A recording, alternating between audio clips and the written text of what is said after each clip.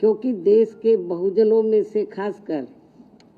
करोड़ों गरीबों, मजदूरों, किसानों, महिलाओं, छोटे व्यापारियों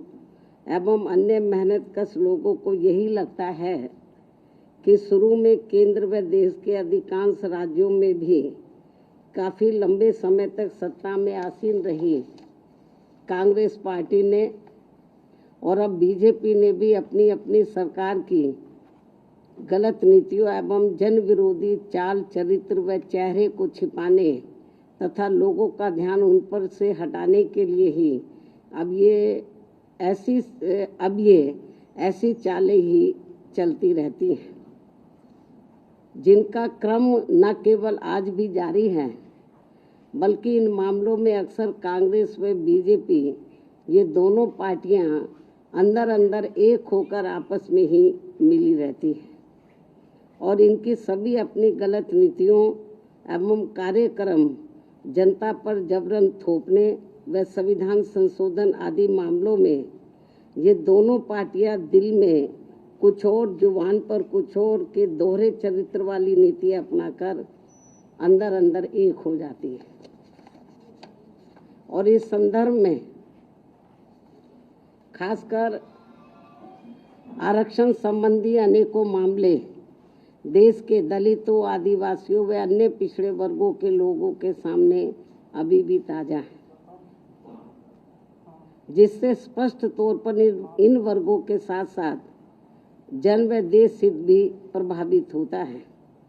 और देश की ज्वलंत समस्याएं जनता को दुखी एवं त्रस्त व उनके जीवन को लगातार लाचार और कष्टदायी बनाती रहती हैं। जबकि इन पार्टियों को अपने संकीर्ण विचार एवं राजनीतिक स्वार्थ से ऊपर उठकर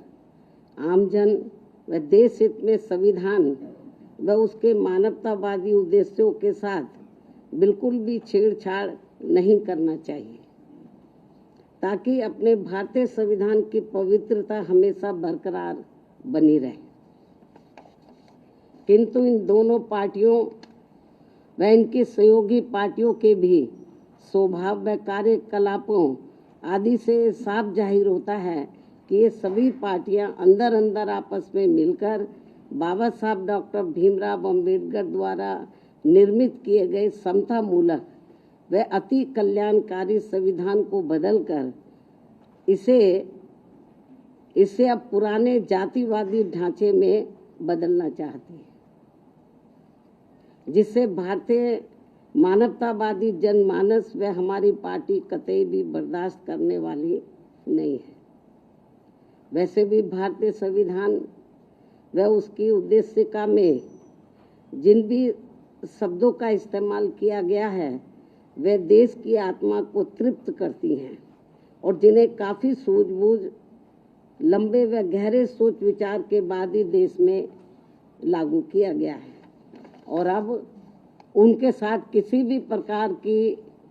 प्रकार का कोई और छेड़छाड़ करना ठीक नहीं है, बल्कि ये घोर अनुचित होगा। बीएसपी की ये इन पार्टियों को सलाह भी है, किंतु ये अति दुखद है कि देश को भारतीय संविधान के मामले में बार बार ऐसी अप्रिय परिस्थिति का सामना करना पड़ता है और इस संदर्भ में बीएसपी को इन पार्टियों के विरुद्ध ऐसा लगता है कि अब हमें भी अपनी आवाज़ देश भर में जरूर उठानी पड़ेगी, बशर्ते यदि इन्होंने अपने संविधान विरोधी चेहरे को जल्दी नहीं बदला। यदि ऐसे ही इनका सिलसिला चलता रहा तो फिर जो दबे कुचले लोग हैं, इस देश के वीकर सेक्शन के लोग हैं, खास तौर से जिनको भारतीय संविधान के तहत कुछ आगे बढ़ने का मौका मिला है, तो फिर उनको जरूर आगे आना होगा।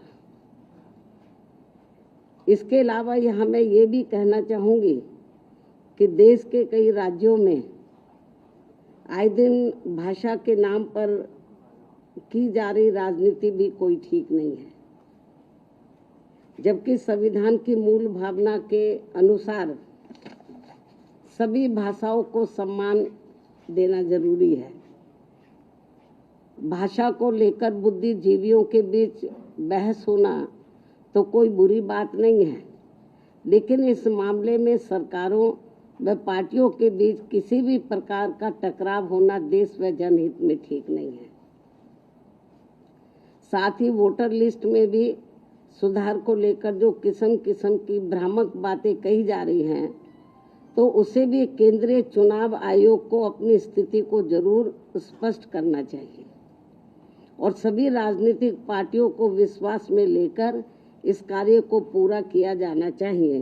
ताकि इस अभियान का सही मुख्य लक्ष्य हासिल हो सके। जहां तक पिछले कुछ समय से देश में कई धार्मिक कार्यक्रमों को लेकर जो जातीय उन्माद, टकराव व हिंसा की स्थिति पैदा की जा रही है तथा कहीं जातिवादी मानसिकता के तहत खासकर दलित एवं अन्य उपेक्षित वर्गों के लोगों का जो शोषण, अत्याचार व उत्पीड़न आदि किया जा रहा है, ये भी कोई अच्छी बात नहीं है, बल्कि अपने राजनीतिक स्वार्थ की पूर्ति के लिए आपसी भाईचारा बिगाड़ने वाली वास्तव में संविधान की सही मंशा के विरुद्ध ये कार्य होगा, तो इसे लोग बर्दाश्त नहीं करेंगे, जिससे सभी को बचना चाहिए। साथ ही बंगाल सहित पूरे देश में अब कहीं पर भी हमारी महिलाएं पूरे तौर से सुरक्षित नहीं हैं। ये भी बड़ी चिंता की बात है। इस मामले में भी केंद्र व सभी राज्य सरकारों को जरूर ध्यान देना चाहिए। इसके साथ साथ देश में बीच बीच में हो रही आतंकवादी गतिविधियों को भी रोकने के लिए केंद्र सरकार को हमेशा सजग व पूरी तैयारी के साथ रहना चाहिए, ताकि अब आगे कोई भी आतंकवादी संगठन अपने किसी भी मकसद में कामयाब ना हो सके। इसके अलावा इस समय पूरी दुनिया में जो कुछ चल रहा है, तो उस पर भी केंद्र सरकार को अपनी पैनी नज़र रखनी चाहिए और इस मामले में कोई भी फैसला लेने से पहले यदि केंद्र की सरकार विपक्ष को भी गुड फेथ में ले लेती है तो ये बेहतर होगा। इन्हीं जरूरी खास मुद्दों के साथ ही अब मैं अपनी पार्टी की गतिविधियों के बारे में भी ये कहना चाहूँगी कि इस वर्ष सन 2025 के शुरू होते ही हमारी पार्टी ने पूरे देश में पार्टी संगठन की समीक्षा करने के साथ साथ इस दौरान सभी स्तर की कमेटियों के गठन करने की तरफ भी विशेष ध्यान दिया है। और इस संबंध में मैंने इस वर्ष 29 जनवरी को दिल्ली पार्टी केंद्र कार्यालय में और 2 मार्च को लखनऊ पार्टी प्रदेश कार्यालय में तथा पिछले महीने दिनांक 18 मई को पुणे दिल्ली में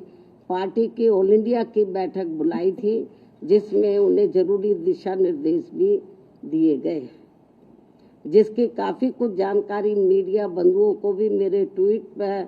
प्रेस नोट आदि के जरिए मिलती रही है, जिन्हें मैं यहाँ फिर से दोहराना नहीं चाहती हूँ। इतना ही नहीं बल्कि इस मामले में यूपी व उत्तराखंड स्टेट की तथा अन्य राज्यों की भी बीच बीच में दिल्ली व लखनऊ में भी अलग अलग से मेरी बैठकें होती रही हैं। और वैसे भी ये सिलसिला तब तक चलता रहेगा जब तक पूरे देश में पार्टी का हर स्तर का संगठन सही से बनकर तैयार नहीं हो जाता है। इसके बाद फिर देश के सभी राज्यों में समय समय पर होने वाले विधानसभा आम चुनाव में तथा आगे चलकर देश में होने वाले लोकसभा आम चुनाव में व राज्यों में भी होने वाले स्थानीय चुनावों आदि में भी पार्टी की विचारधारा एवं सिद्धांतों के तहत ही पार्टी व मूवमेंट के हित में आगे की रणनीति भी तैयार की जाएगी। कहने का तात्पर्य ये है कि हमारी पार्टी इस समय पूरे देश में अपनी पार्टी के जनाधार को मजबूत करने में पूरे जी जान से लगी है और दूसरी पार्टियों की तरह अपनी पार्टी व मूवमेंट की गतिविधियों को अधिकांश मीडिया व शोबाजी आदि तक की सीमित नहीं रखती है, बल्कि उन्हें ज़मीनी हकीकत में भी अमल में होते हुए देखना चाहती हैं। इन्हीं ज़रूरी बातों के साथ ही अब मैं आपका धन्यवाद अदा करती हूँ। जय भीम व जय भारत। अब आखिर में यदि आप लोग संबंधित मुद्दों के संबंध में कुछ और पूछना चाहते हैं तो आप एक एक करके सवाल पूछ सकते हैं, वरना मैं आपसे यहीं रजा लेती हूँ। धन्यवाद।